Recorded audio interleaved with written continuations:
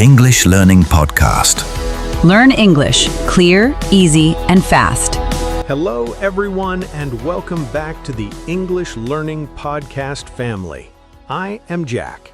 And I am Sarah. We are so happy you are here with us today. Here, you will learn English very simply, naturally, and with a lot of fun. You do not need heavy grammar books here. You just need to listen and relax. Today, we are going to talk about a word that is incredibly popular. The word is literally. It is a tiny word, but it is one of the most powerful and common words in American English. It has so many uses, and today you are going to learn all of them with lots of very simple examples. By the end of this video, you will know exactly how to use it like a native speaker. We need to talk about how to say it. I know many of you are smiling or maybe groaning right now because this word is so hard to pronounce. Instead of trying to say 4 long, difficult syllables, let us break it down into 3 short and easy sounds. Listen closely. Li-ter-lee. Li-ter-lee. Literally. Literally. See? It's much easier when you cut it into 3 pieces. Li-ter-lee. You don't need to be perfect, you just need to be clear. Now that we can say it comfortably, let's talk about what it actually means. Literally is everywhere. It really has 2 main uses. The first use is the real dictionary meaning. The second use is the fun, dramatic, American exaggeration meaning. Let's start with part 1, the real meaning. Literal means exactly true. It means there is no joke, no metaphor, and no exaggeration. It is 100% a fact. We use literally when a situation sounds crazy or extreme, but it's actually true. You want people to believe you, so you add the word literally to prove it's a fact. For example, imagine you are driving on the highway at night and your car suddenly stops. Your friend asks, "Why did you stop the car?" You say, "My car is literally out of gas." It means the gas tank is at absolute zero. It's not just low, it's completely empty. The word literally shows it's a physical fact. You are not joking. Here's another example. Imagine you have very bad eyesight. You take off your glasses to clean them. Your friend holds up a piece of paper and asks, "Can you read this?" You say, "No, I'm literally blind without my glasses." In that situation, you cannot see anything. It's a true fact. Or imagine you go outside in the winter.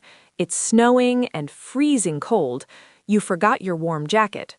You come back inside, your hands are blue, and you say, "I'm literally freezing."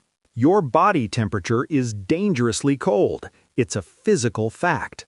So rule number 1, use literally to say, "I'm not joking, this is exactly true."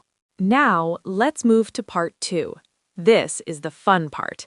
This is how young people and native speakers use the word today in everyday conversation. They use it for exaggeration.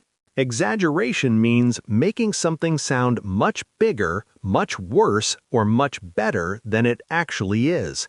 We use literally to add intense emotion or drama to our sentences. And here's the funny secret about American English. When we use literally for drama, the sentence is usually completely false. It's a lie, but it sounds great. Let me give you a perfect example. Imagine I'm waiting for Sarah at a coffee shop. Sarah is 20 minutes late. When she finally arrives, I say, "Sarah, where were you? I've been waiting for you for literally 1,000,000 years." Did Jack wait 1,000,000 years? No, of course not. He waited 20 minutes, but he uses the word literally to show me that he is very annoyed and it felt like a very long time. It adds drama to the story. Here's another common one. You eat the best slice of pizza in the world. The cheese is perfect, the sauce is amazing. You take a bite and say, "Wow, this pizza is literally a piece of heaven." Is it actually a piece of heaven from the sky? No, it's just baked cheese and tomatoes. But saying literally a piece of heaven shows your deep emotion. It means it's incredibly delicious. What about when you're tired? After a very long day of working, cleaning, and cooking, you sit on the sofa. You look at your husband and say, "I'm literally dead. Do not talk to me." If you were literally dead, you couldn't speak. But in American English, saying I'm literally dead just means I'm exhausted. I have zero energy left. Let's compare a normal sentence with a literally sentence so you can really feel the difference in the energy. Normal sentence. I'm very hungry. Literally sentence. I'm literally starving to death. Let's eat right now. Normal sentence. My boss gave me a lot of work today. Literally sentence. My boss literally gave me a mountain of paperwork. I will never finish. Do you hear the difference? The normal sentence is polite, quiet, and a bit boring. The literally sentence is loud, emotional, and very American. Okay, let's practice more. Part 3. Social media and pop culture. There are a few short phrases with literally that Americans use every day on Instagram, TikTok, and in text messages. Yes, these are very popular. Number 1, literally obsessed. We say this when we love something very much. For example, you buy a new pair of shoes. You show them to your friend and say, "Look at my new shoes. I'm literally obsessed with them." It means you love them so much you can't stop thinking about them. Number 2, literally a lifesaver. You say this when someone helps you in a big way. Imagine your phone is dying and you need to make an important call. Your friend gives you a phone charger. You look at your friend and say, "Thank you so much. You are literally a lifesaver."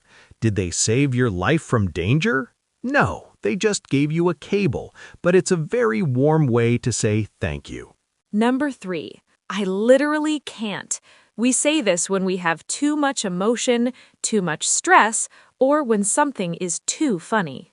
Imagine you see a tiny puppy trying to walk. It's so cute. You send the video to Sarah and you say, "Look at this puppy. I literally can't right now." It means it's too cute to handle. Okay, listeners, now it's time to put everything together. We are going to do a role play. In this role play, Sarah and I are at a big amusement park. We're waiting in line to go on a very scary roller coaster. Listen carefully for the word literally. Notice if we're using it for a true fact or for dramatic exaggeration. Are you ready? Let the role play begin. Sarah, look at the line for this roller coaster. It's huge. There are literally 1,000 people in front of us. I know. We've been standing in this line for literally 1,000,000 years. My feet are killing me. Can we sit down? We're almost at the front, but look at the roller coaster, Sarah. It goes upside down 3 times. It's so fast. I'm looking at it. Jack, I think I changed my mind. I'm literally going to have a heart attack if I go on that thing. It's too high. Don't be scared. It's completely safe. Millions of people ride it. Easy for you to say. You love heights. See? In one short conversation, we used it for both facts and drama. This is exactly how you will hear it in real conversations. Using words like literally helps you express your personality in English. It stops you from sounding like a robot reading a textbook. It brings color to your language, so do not be afraid to use it. Remember the easy pronunciation, Li-ter-lee, and remember to use it to add emotion to your stories. Now it is time for our question of the day. We want you to practice what you learned right now in the comments. We want you to write a sentence using the word literally. You can tell us a true fact, or you can use it for funny exaggeration. For example, you can write, I am literally drinking a cup of coffee right now. That's a fact. Or you can write, I am literally melting because it is so hot today. That's an exaggeration. Write your sentence down below. We read every single comment, and we love seeing how creative you can be.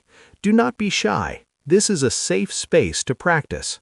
If you enjoyed this lesson and learned something new today, please take a second to hit the like button and subscribe to the English Learning Podcast so you never miss a lesson. We will see you in the next episode. Have a wonderful day. Bye, everyone. Goodbye, friends.